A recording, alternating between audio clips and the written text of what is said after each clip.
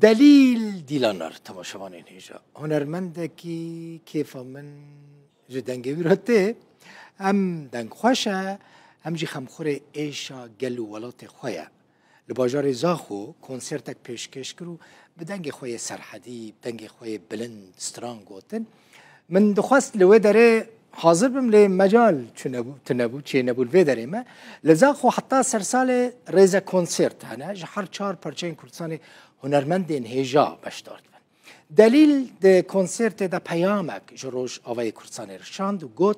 نها کردین روش آوای کردستان لپیشیا در فتک زیرینن جبوک مافین خوار گرن دوی بری هر تشتی یکیتیا خواه آوا بکن دلیل ده کنسرت ده سترانا ای ولات جی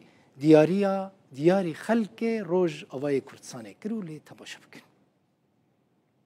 روجاوای کردستان برای ملور ایرو 100 سالان نو دا فرصته که بدست وان کتیه بس یک تشکی تخوازم با وان ببیجم دلی مل گلوان همو کردستان بس ام دبیجن بیک بن یکیتیا خوا چکن بچوک مزن همو پارتی و ریخستن و روشنبیر کرد ایل روجاوا دجین بیک بن جبو گلمه کردستان مافی خواه او که ارکی کتیه سر ملیوان بلا به پیک بینن چه دست مجیتی هم جبوان همه بکن سلاوه کی گرم جبوان سر کفتن جبوان شولاتم düştüm ez bir xelatım Gula bağı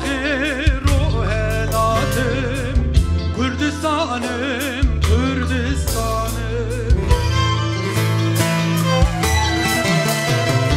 Mesleğidin ekin gazın Heviye şiken